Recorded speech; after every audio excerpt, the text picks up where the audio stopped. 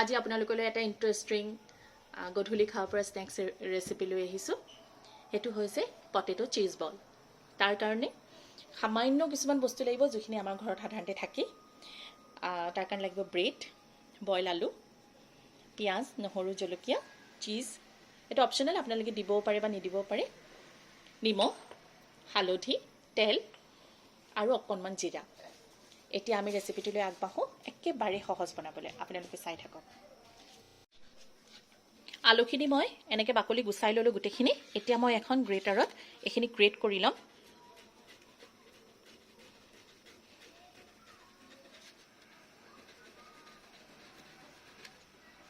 এনেকৈ গোটেই কেইপিচ আলু মই গ্ৰেট কৰি ল'ম। একদম এনেকুৱা স্মুথ কৰি ল'ম গ্ৰেট কৰি। আলুখিনি মই গ্ৰেট কৰি ল'লোঁ। লগতে মই নহৰুখিনিও মিহিকৈ কাটি ল'লোঁ, পিঁয়াজো মিহিকৈ কাটি ল'লোঁ, জলকীয়াও কাটি ল'লোঁ। এতিয়া আমি নেক্সট ষ্টেপটোলৈ আগবাঢ়িছোঁ। এইফালে মই কেৰাহীত তেল দি লৈছোঁ। মই মিঠাতেলে দিছোঁ, ইচ্ছা কৰিলে আপোনালোকে ৰিফাইনো দিব পাৰে। ইয়াতে মই অকণমান গোটা জিৰা দি ল'ম। তাৰপিছত দিম কাটি থোৱা পিঁয়াজখিনি, নহৰু, জলকীয়া,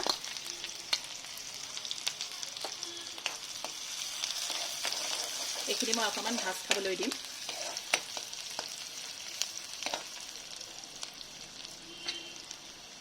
ইয়াতে মই দি দিম জোখৰ হালধি আৰু নিমখ।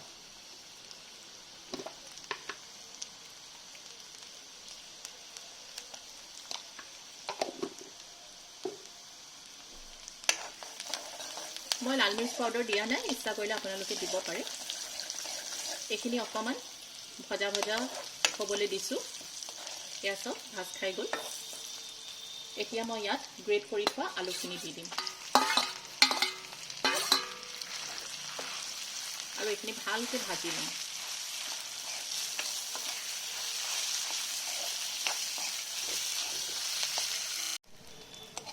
এইখিনি ভাজা ভাজা হৈ গ'ল। এতিয়া মই গেছটো অফ কৰি ল'ম। এইখিনি এখন প্লেটত ওলাই ল'ম। ওলাই অকণমান বহলকৈ মেলি দিম, ঠাণ্ডা হ'বৰ কাৰণে দিম। এনেকৈ মেলি দিছোঁ।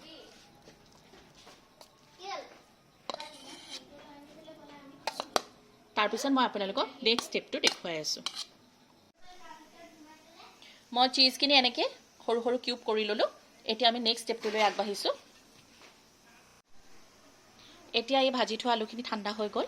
এতিয়া মই এইখিনি সৰু সৰু বল বনাই ল'ম।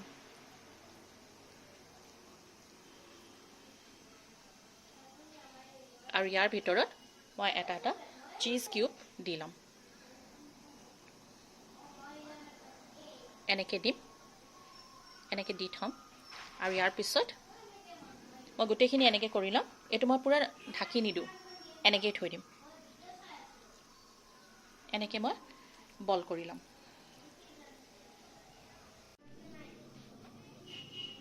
এতিয়া ইয়াৰ পিছৰ ষ্টেপটোলৈ আগবাঢ়িছোঁ। এতিয়া এই ব্ৰেডৰ শ্লাইচকেইটা মই অলপমান পানীত ডিপ কৰি ল'ম। দুইটা ছাইডে ডিপ কৰি হাতেৰে অকণমান চেপি দিম।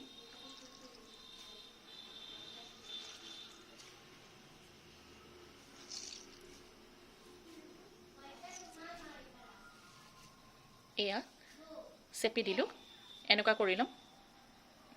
এতিয়া ইয়াৰ ভিতৰত মই আলুৰ এইটো ওপৰত দি দিম, দি এইটো মই বন্ধ কৰি দিম।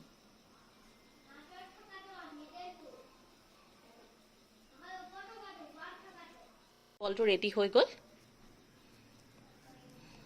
এনেকৈ মই নেক্সটটো কৰি ল'ম।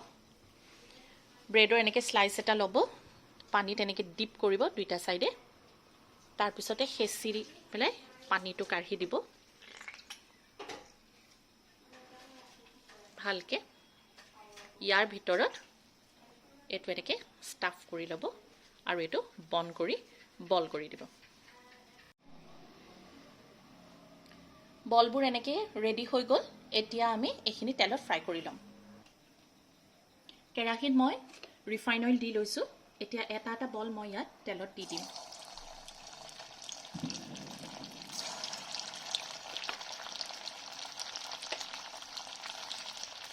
আৰু ফ্ৰাই হ'বৰ কাৰণে দিম।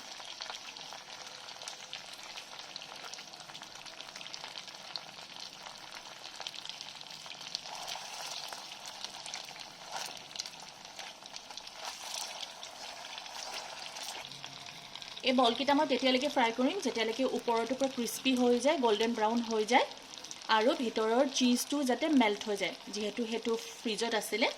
আৰু এনেকৈ আপোনালোকে গধূলি সময়ত চাহৰ লগতো খাব পাৰিব, স্কুলত ল'ৰা ছোৱালী টিফিনতো দিব পাৰিব। সৰু ল'ৰা ছোৱালী এইবিলাক বস্তু খাই ভালেই পায়। বাহিৰত ফ্ৰ'জেন এইবিলাক খুওৱাতকৈ ঘৰত আমি এনেকৈ প্ৰিপেয়াৰ কৰি ল'ৰা ছোৱালীক দিব পাৰোঁ।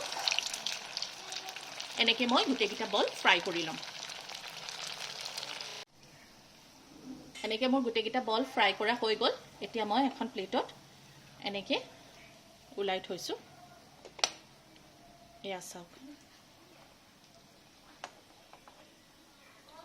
কিমান ধুনীয়া হৈছে, ফুলা ফুলাই ধুনীয়া ধুনীয়া চীজ বল ৰেডি। এতিয়া মই এইখিনি এটা প্লেটিং কৰি ল'ম। এতিয়া ভিতৰটো মই আপোনালোকক ফালি দেখাইছোঁ, চাওক। এয়া চাওক কিমান ধুনীয়া হৈছে, চীজটো পূৰা মেল্ট হৈ গৈছে। এয়া চাওক, দেখিছে কি ধুনীয়াকৈ সিজিছেও। এনেকৈ আপোনালোকে বনাই খাই চাব, খুব টেষ্টি হয় খাবলৈ। এনেকুৱা নতুন নতুন ভিডিঅ' লৈ পুনৰ আপোনালোকৰ ওচৰলৈ আহিম। আৰু মোৰ এই চীজ বলৰ ৰেচিপিটো কেনেকুৱা পালে, পটেটো চীজ বলৰ, আপোনালোকে মোক কমেণ্টৰ মাধ্যমেৰে জনাব। আজিলৈ আহিছোঁ, ধন্যবাদ।